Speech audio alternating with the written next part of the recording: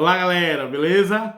Esse aqui é mais um papo de história. Hoje nós vamos começar um dos assuntos sensacionais, um dos assuntos que mexe com todos nós, um assunto que mudou e por isso tem o nome de revolução, todo o direcionamento da economia do planeta e vem mudando até hoje. E esse assunto é a Revolução Industrial.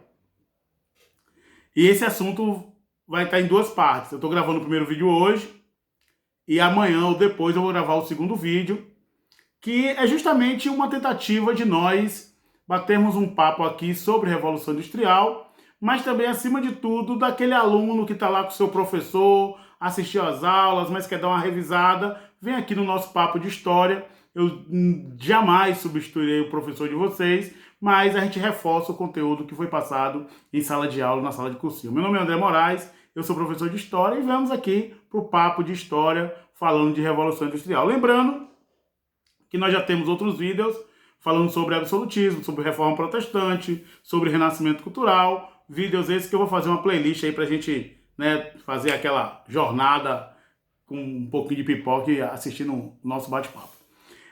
Primeiramente, por que justamente revolução? Né? O termo revolução é um termo sociológico que nos passa a ideia de mudanças significativas estruturais, tanto no campo econômico, social e político. E daí o nome Revolução Industrial. Certa vez o aluno me perguntou, professor, por que não evolução? Não foi o processo de evolução das máquinas que continua ocorrendo até hoje? Perfeito, poderia ser utilizado também. Mas as mudanças foram tão significativas na estrutura da sociedade, né, que o nome certo é revolução. E daí, porque que nem tudo que tem o nome de revolução, a gente concorda. Revolução Francesa mudou a estrutura social, política e econômica, beleza? Revolução de 64 se manteve a estrutura, né? Não mudou radicalmente o Brasil durante a intervenção militar, civil-militar de 64 e posteriormente a ditadura. Revolução de 30, não. Revolução de 30, beleza, tirou aquela política dos coronéis, lá da política do café com leite, o Getúlio assumiu, mas a estrutura econômica do Brasil não aconteceu algo que levou a industrialização rápida, né? Um desligamento do setor agrário com o setor urbano, não. Então, revolução, ela precisa, para ser um ato revolucionário. Você quer ver uma coisa interessante? Por que no campo da reforma protestante não é revolução protestante, é reforma? Porque as coisas não mudaram tão radicalmente assim. O livro sagrado continuou o mesmo, o cristianismo permaneceu como estrutura, né, dos segmentos do cristianismo que surgiram. Então, nem dessa perspectiva foi uma revolução. E aí tem uma série de questionamentos, né, sobre o porquê que aconteceu na Inglaterra. Eu acho que a primeira coisa que nós temos que entender aqui é por que a Revolução Industrial aconteceu na Inglaterra, não aconteceu na França, não aconteceu em Portugal, não aconteceu na Espanha, não aconteceu nos Países Baixos, aconteceu na Inglaterra, né? Vamos lá, o que levou a Inglaterra a ser a pioneira no processo de Revolução Industrial? E aí, algumas curiosidades elas são interessantes. É lógico que para que isso ocorresse, foi necessário que a Inglaterra reunisse em torno de si uma série de coisas. Não foi apenas um fator ou um motivo. E eu vou citá-los aqui não em ordem de importância, mas a gente tem que entender que esses fatores, né, culminaram no processo que nós entendemos como Revolução Industrial. Revolução Industrial.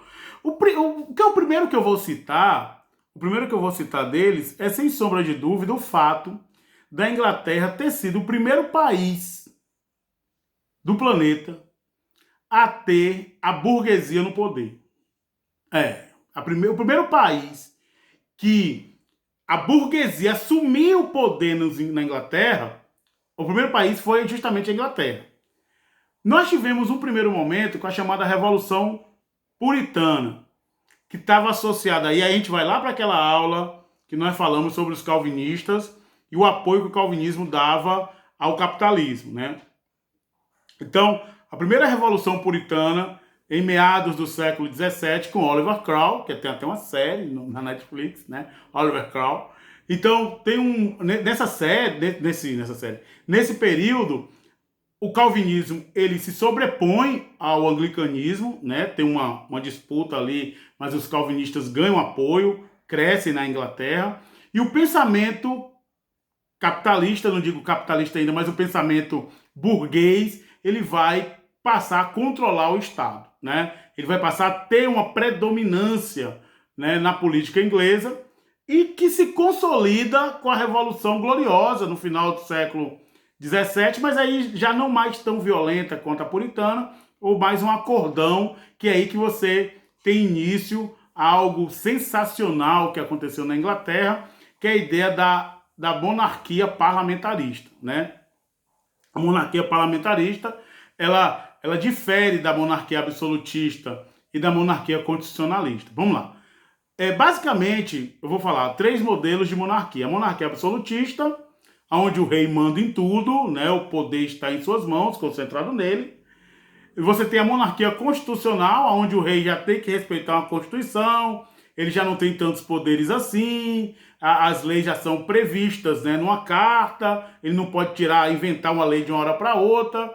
E você tem uma monarquia parlamentarista, do qual o rei é uma figura política decorativa, né? E os ingleses foram, assim, fantásticos nesse modelo, porque manteve as tradições, não teve confusão, o rei, a rainha existe lá, tirou um pedacinho da economia para manter eles lá no palácio, bonitinhos e tal. Mas, por outro lado, na economia, quem manda é o primeiro-ministro, escolhido por um parlamento, tá certo? Que é escolhido pelo povo, enfim. Então, quando a gente fala de monarquia parlamentarista, a gente fala que a força está no parlamento e não na mão do rei. Beleza? Então, nesse sentido, quando a burguesia assume, né, o poder na Inglaterra, é lógico que a burguesia ela vai trabalhar para a burguesia. Ela vai ter um Estado agora formado, um Estado com leis, e vai adequar essas leis aos interesses da classe burguesa, diferente do que acontecia no absolutismo, quando a burguesia ela sustentava o Estado a partir dos impostos, mas ela não tinha um Estado fazendo aquilo que lhe é de interesse, beleza? É como se eu dissesse assim, ó, paga-se os impostos, mas não comanda o Estado. Agora a burguesia estava no poder. E a burguesia no poder, é lógico que ela ia direcionar a economia para atender os seus o quê? Os seus interesses, né? Ela não iria entrar numa guerra por capricho. Ah, eu não gosto dele, vou tomar aquele território por capricho. Não, as guerras agora seriam pensadas e com grande teor econômico por trás dos conflitos, beleza? Bem, então, coloque aí o pioneirismo inglês. O primeiro fator é a burguesia ter ascendido o poder na Inglaterra, ter chegou ao poder na Inglaterra, né? Outro fator importante, e aí a gente vai bater um papo aqui para entender isso.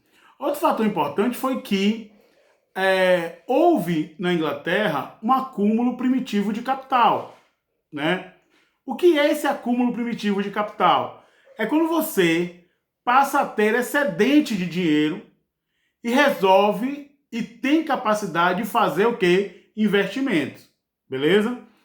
Isso é importante, isso é fundamental, porque, por exemplo, Espanha e Portugal, durante o mercantilismo, foram muito ricos, mas eles não acumularam capital. Da mesma forma que o ouro entrava, né, na Península Ibérica, ele era trocado por mercadorias que esses países não produziam.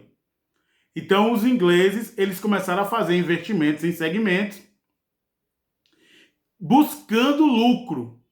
Né? A ideia do capital é justamente essa: você pegar aquele dinheiro para transformá-lo em mais dinheiro. Não é isso, né? Para você gastar aleatoriamente. Isso, inclusive, impulsionado pelo calvinismo, isso é verdade. Que o calvinismo sempre falava para você manter, não se estabelecer extravagância, etc. E tal. Então, dentro dessa perspectiva, a burguesia no poder, acúmulo de capital. Beleza? Esse acúmulo de capital se deu com pirataria, se deu com a produção de determinados tipos de produto, principalmente o setor têxtil, que começou, né? Mas a Inglaterra conseguiu acumular capital. E terceiro, não menos importante que os outros, as ideias liberais. É por isso que o liberalismo econômico está diretamente atrelado ao sistema capitalista, né? E dentre essas ideias liberais, tem duas que elas me chamam muita atenção, A primeira que eu vou citar, não está em ordem cronológica, mas que invadiu, né, o pensamento inglês naquele momento, é a Lei de Say, né? A Lei de Say é uma lei que ela alega que a demanda se adequa à produção. Ou seja, não é a produção que se adequa à demanda, é a demanda que se adequa à produção. O que quer dizer isso, entre outras palavras? Que tudo que vai ser produzido, de alguma forma, vai ser vendido. Olha que pensamento massa para quem quer produzir. Olha, se eu produzir 10 camisas, eu vou vender as 10 camisas. Beleza? Beleza. Se eu produzir 20, vou vender as 20. Se eu produzir 30, gente, eu vou vender as 30. E por aí vai. É lógico que esse tipo de pensamento vai impulsionar o que as pessoas a produzirem cada vez mais. A Revolução Industrial ela não surgiu como um piscar de olhos, não. Ela foi impulsionada por acúmulo de capital, por um Estado forte burguês e por ideias liberais. Ideias liberais essas que chegaram à conclusão, naquele momento histórico, que a produção ela seria vendida. Não haveria, não passava a ideia de superprodução, né? Então a lei que fala, o que eu acho interessante é essa. A outra lei é a lei da demanda e da procura e oferta. Que tem uma coisa interessantíssima, que a gente entende isso até hoje. Que quanto mais se produz, mais se vende. Ou, desculpa, quanto mais se produz, mais barato fica a mercadoria. Lei da procura e da oferta. Então, se eu oferto aquela quantidade, aqueles produtos, a tendência é diminuir o quê? O preço e as pessoas comprarem cada vez mais. Então, eu tenho que criar mecanismo para aumentar a minha produção. Em vez de 10 camisas, eu produzi 1.000. Porque essas 1.000 camisas aqui, eu vou conseguir vender mais barato do que aquelas pessoas que produzem apenas 10 camisas. Então, se eu aumentar a produção, eu posso vender cada vez mais o quê? Mais barato. Percebam que eu estou estabelecendo a germinação da ideia de você produzir máquinas, produzir instrumentos, que aquilo acelere a linha de produção. Mas, para que eu produza cada vez mais, é necessário também adequar o trabalhador. Só que aí eu tenho dois fatores que contribuíram de forma fantástica para o crescimento das indústrias inglesas. O primeiro deles é a burguesia no campo. O pensamento burguês no campo. Na Inglaterra, a gente vai chamar de gentry. Os gentry, burgueses no campo. E na França, mais tarde, a gente vai chamar de fisiocratas. Deixar fazer, deixar passar. A economia precisa caminhar. Eram liberais. Os gentries, qual é a diferença dos gentries para um seu feudal? O seu feudal produzia para autossuficiência. Esses burgueses do campo na Inglaterra, eles produziam para vender. Eles produziam pensando no lucro. Eles produziam cada vez mais pensando na riqueza. E aí, o que é que eles fizeram? A Revolução Agrícola. O que foi a Revolução Agrícola? Foi o estudo sobre o solo para que ele produzisse cada vez mais, com cada vez menos trabalhadores. Tá entendendo?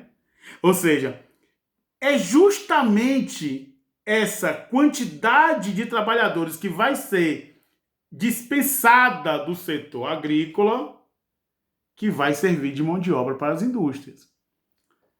Primeiro, eu penso que tenho que ganhar dinheiro no campo. Então, eu vou criar mecanismos que produzam mais com menos pessoas trabalhando. E outro fator que foi importantíssimo dentro desse pensamento burguês no campo foi o cercamento dos campos, ou simplesmente a produção de ovelhas. Por quê? Porque a ovelha, na falta, no período entre safra do algodão, a lã era que salvava. Então, ao invés de produzir um determinado tipo de produto agrícola, eu cercava o campo botava cercas e criava uma quantidade grande de ovelhas. Aquilo eliminou milhares de mão de obra na Inglaterra. Milhares. E essa mão de obra ela fez o quê? Êxodo rural. Só que, como esse êxodo rural ele não aconteceu numa velocidade assustadora, como a nossa, esse êxodo rural foi o quê? Se adequando ao crescimento da indústria. Esse fenômeno de urbanização na Inglaterra e na Europa, que difere muito do Brasil, é sensacional para você entender por que nossas cidades são completamente desajustadas, porque nós tivemos um êxodo urbano explosivo, instantâneo e rápido, enquanto na Europa esse êxodo urbano ele foi mais controlado. Então, resultado, a partir do cercamento de campos que eu criava uma grande quantidade de ovelhas cercada, que precisavam de poucos homens trabalhando, bem menos do que uma agricultura gigantesca, esses homens foram se dirigindo para o campo. Ou, desculpa, para as cidades. E chegou nas cidades, esses homens caíram no momento exato que essas indústrias, que essas máquinas já estavam estabelecendo a ideia da especialização da mão de obra, que é um bate-papo que a gente vai dar continuidade na segunda parte do nosso tema Revolução Industrial. Um abraço a todos, fique com Deus, André Moraes está na área, hein?